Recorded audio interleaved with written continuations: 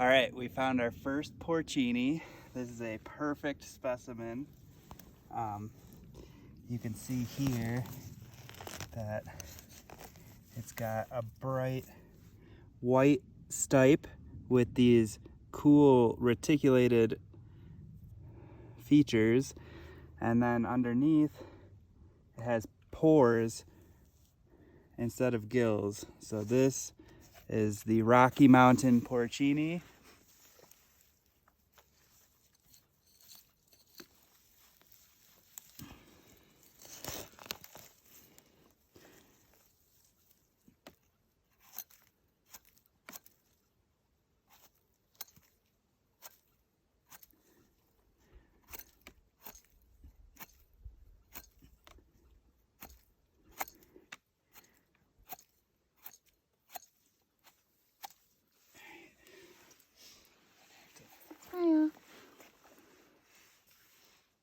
What's up, mushroom fam? It's Gary with Fresh from the Farm Fungi.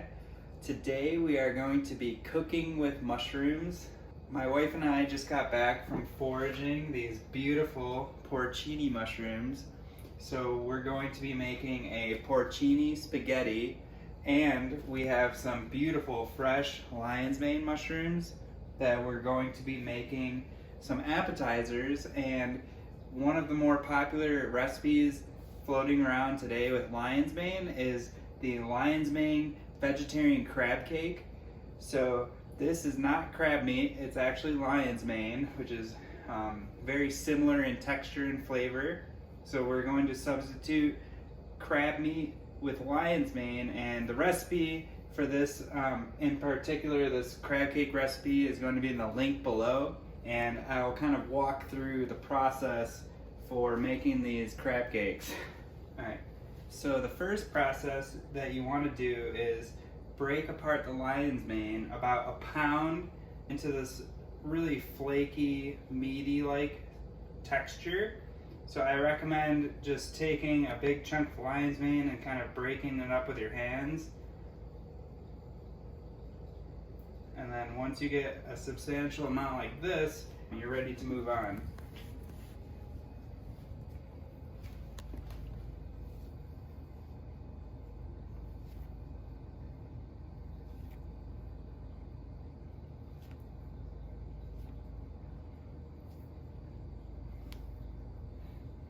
Alright, we've got a nice pile of lion's mane here, and we're going to use a smaller bowl to mix in some mayo and Dijon mustard. So we're just going to mix this up, and this kind of makes the paste that keeps the lion's mane cakes kind of compressed together. And this recipe calls for 1 large egg, but I'm going to use 2 smaller eggs this time, just because that's what we have.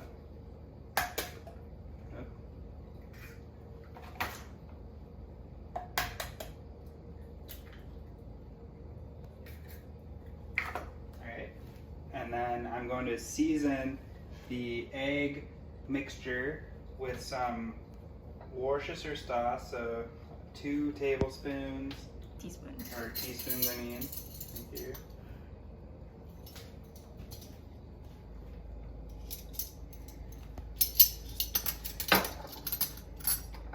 And then I'm just going to whisk in some celery salt,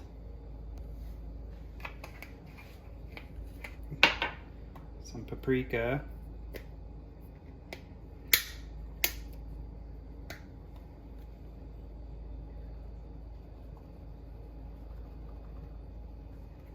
and we've got some ground black pepper, and a little bit of salt, and I'm just going to whisk this in.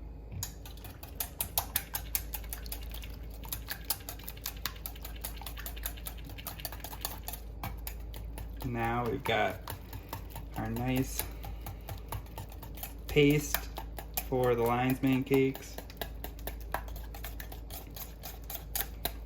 Okay, so in a separate, larger bowl, we prepared some breadcrumbs. So that's going to help provide some kind of a scaffolding for these patties. So now I'm going to add my lion's mane. And we've got some chopped celery here for a little texture. And one thing that you want to note when you're getting lion's mane, how to tell for freshness is just the brightness of it. So it should look just like crab meat. And once again, it's really important to flake it apart with your hand so it doesn't get too mushy. So this is some really premium quality lion's mane. You could tell just by how bright white it is. And now we are going to fold in this breading mixture. So I'll pour some in there.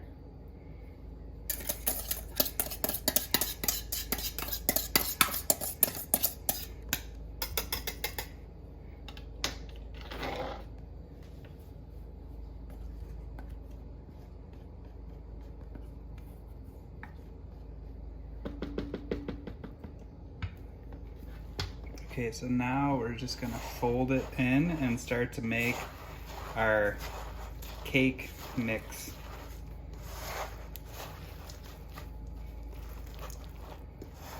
And you really want to just kind of evenly spread all of that.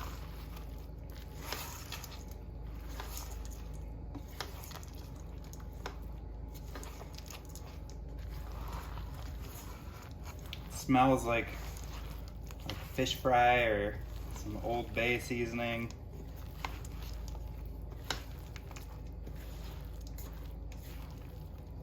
Definitely got some East Coast flair.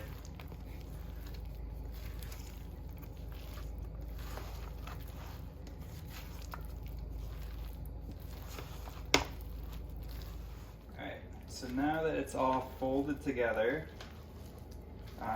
we will start to construct the patties.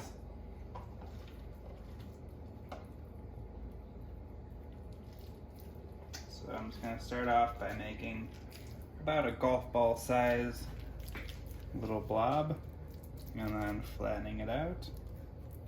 And I'll try to make consistent sizes so that they'll all fry evenly. So doing about a golf ball size, and Miko seems to be interested. Me.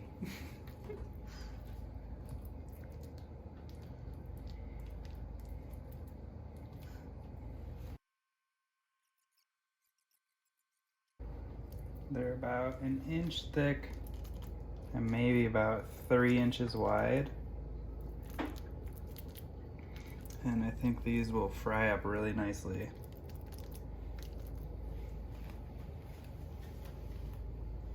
Okay, so we heated up our veggie oil, and you want to be careful because the lion's mane have a lot of water, so it might splatter. I highly recommend getting a cover for this part, and carefully we're just gonna start frying up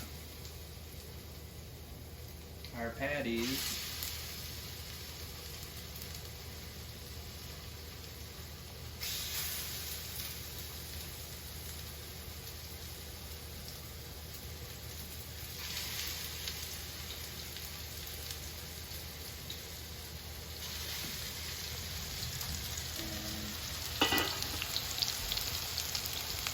So I'm just going to lightly move these around so they don't stick, but it seems like we've got a really nice temperature going.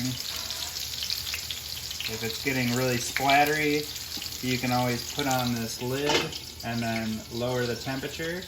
And if it's not cooking fast enough, then you're going to have to raise the temperature, but I wouldn't put all of them on at that time.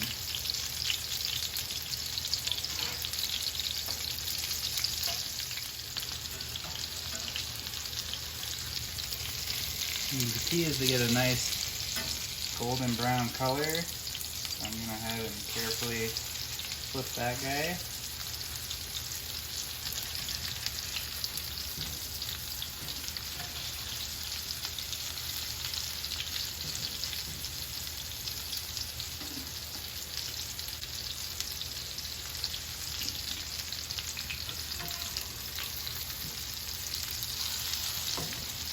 Look at that beautiful crust.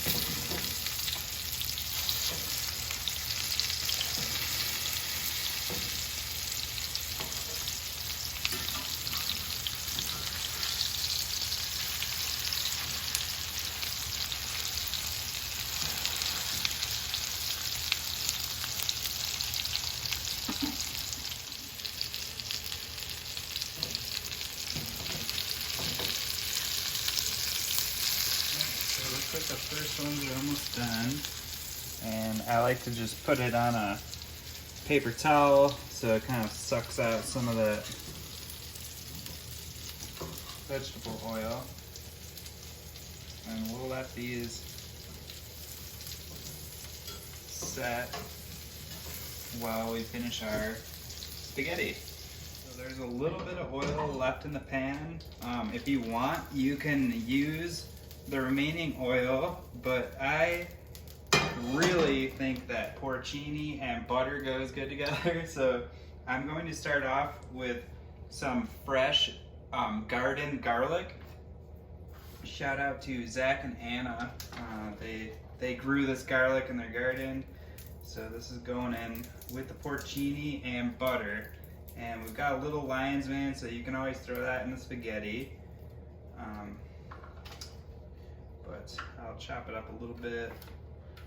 And the key to pan frying porcini is you don't want to overcrowd them, but you can never have too much butter and garlic. So I'll start the pan off with some garlic and probably like a half a tablespoon of butter.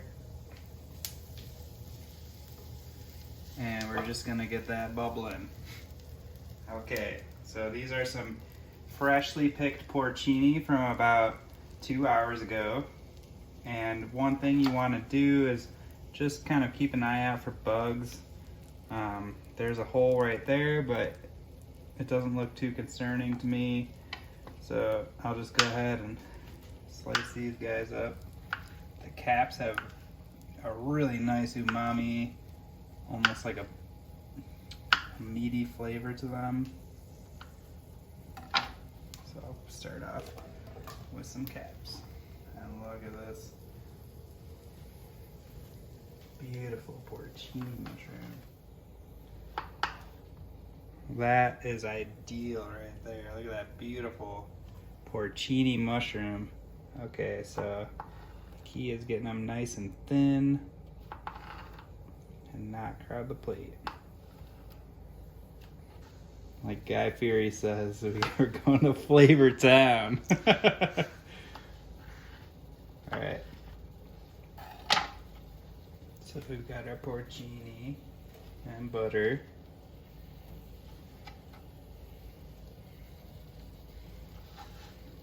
Beautiful porcini mushrooms. Give it some more heat.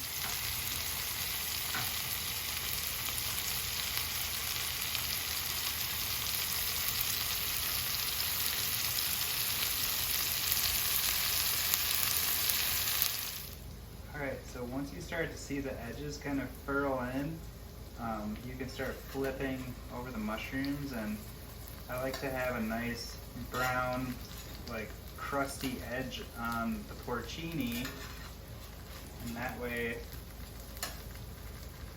that garlic is getting infused with the butter, and you'll really get that nice complement to the porcini flavor.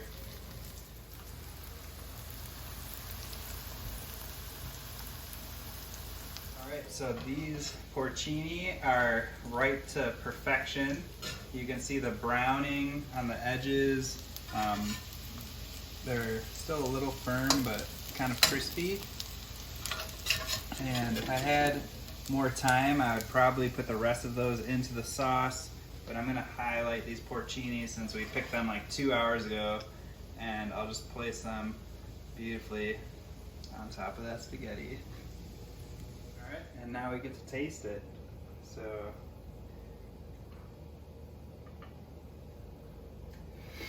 oh man. It's got that beautiful seafood flavor, crunchy texture, and now let's grab one of these. Oh, so good. Enjoy. Much love.